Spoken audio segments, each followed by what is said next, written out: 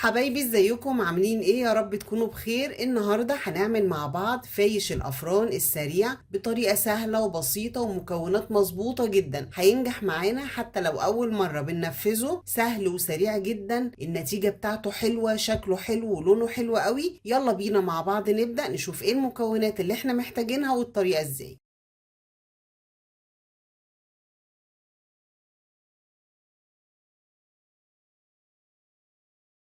معايا هنا في العجان نص كيلو دقيق نخلاه كويس قوي. النص كيلو 4 كوبايات بكوباية الشاي العادية اللي موجودة في كل بيت. هضيف على الدقيق معلقة كبيرة خميرة، معلقتين كبار سكر، نص معلقة صغيرة ملح، معلقة كبيرة كركم، ربع كوباية خليط زيت وسمنة، ممكن زيت بس أو سمنة بس براحتنا. وهضيف كمان معلقة كبيرة من البيكنج باودر، واخر اضافة معايا كوباية من المية الدافية. ودي كده كل مكوناتنا، ويلا بينا مع بعض نشغل العجان. هشغل العجان وهتابع العجينة كويس قوي. هعجنها كويس لغاية ما اوصل لقوام يكون طري وناعم للعجينة وفيها تلزيقة خفيفة. هتاخد معايا في العجان حوالي 5 دقايق. لو ما عندناش عجان هنعجنها بايدينا كويس قوي لغاية ما نوصل للقوام اللي احنا عاوزينه. هتاخد معانا تقريبا 10 دقايق. المكونات بتاعتنا مظبوطة جدا والعجينة بتلم كويس قوي. ولو حابين نغمق اللون شوية ممكن نضيف نقطة نقطتين من أي لون غذائي، ممكن نضيفه مع المكونات وممكن كمان نضيفه أثناء العجن. ودلوقتي هقفل العجان ويلا بينا مع بعض نشوف قوام العجينة ايه. ناعمة وطرية جدا وفيها تلزيقة خفيفة ولازقة في العجان. هشيلها دلوقتي من العجان وهرش رشة خفيفة من الزيت في بولة. هحط العجينة وهرشها كمان بالزيت من على الوش. هغطيها بالبلاستيك راب وهسيبها نص ساعة تخمر ويتضاعف حجمها ونرجع نكمل وصفتنا.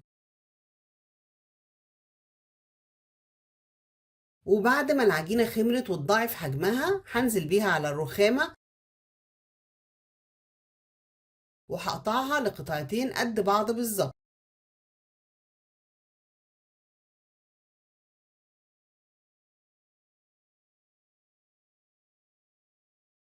هاخد قطعة من العجين وهفردها على الرخامة بشكل مستطيل لغاية ما اوصل لسمك نص سنتي تقريبا.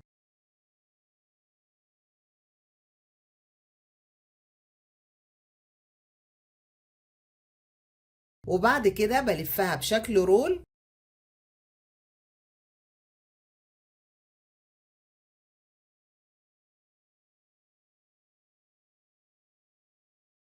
وبضغط بايديا كويس وانا بلفها لغاية ما بوصل لآخر القطعة. بقفل الحواف بتاعتها كويس قوي وبقفل كمان الجنبين. بظبط سمكها يبقى كلها سمك واحد وبنقلها على صينية من صواني الفرن دهنها دهنة خفيفة من الزيت. وبظبط شكلها جدا وهي في الصينية. ويلا بينا مع بعض نعمل القطعة التانية.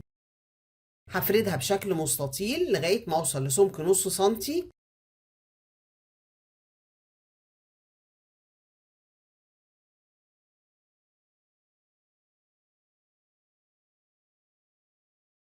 هلفها بشكل رول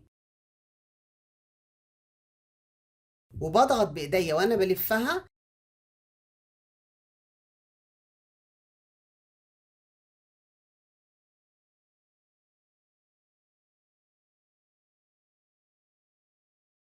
لغاية ما بوصل لآخر القطعة. بقفل الحواف بتاعتها كويس قوي وبقفل الجنبين. بظبط شكلها يبقى كلها سمك واحد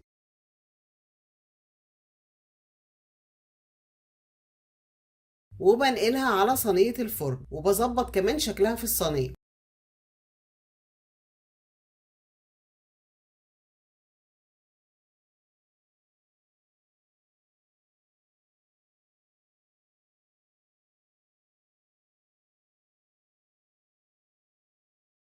وهغطيها بأكياس التلاجة وبفوطة من فوط المطبخ وهسيبها تخمر للمرة التانية نص ساعة كمان.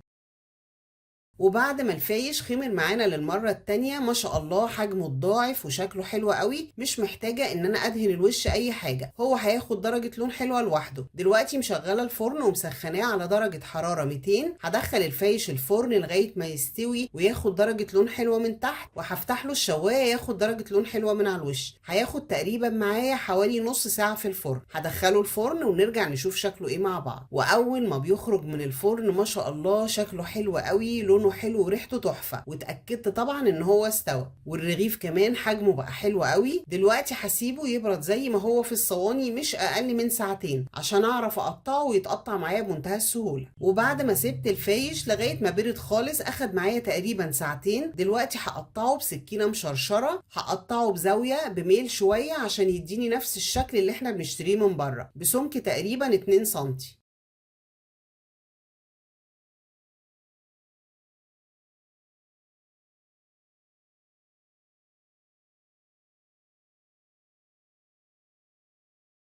وده كده شكل القطعة طرية والمسام بتاعتها حلوة قوي ولونها تحفة. هكمل تقطيع الكمية كلها بنفس الشكل ده.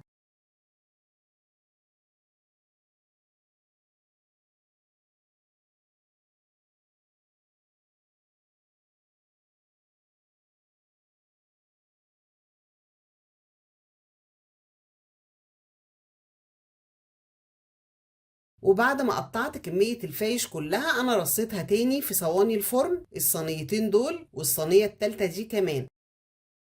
ودلوقتي مشغلة الفرن للمرة التانية على درجة حرارة أوطى شوية على 170 درجة. هدخله الفرن هيقعد تقريبا 10 دقايق، وبعد كده هقفل الفرن وهسيب الفايش جوه لغاية ما الفرن يبرد عشان أضمن إن هو هيقرمش وكمان يفضل على لونه اللون بتاعه ما يغيرش. هدخله الفرن ونرجع نشوف شكله إيه مع بعض. وده كده الشكل النهائي. ما شاء الله كمية كبيرة، شكله حلو قوي، لونه وريحته تحفة، أحلى بكتير من اللي احنا بنشتريه من بره. وكمان القرمشة بتاعته خطيرة وطعمه حلو قوي. أتمنى تجربوه إن شاء الله يعجبكم.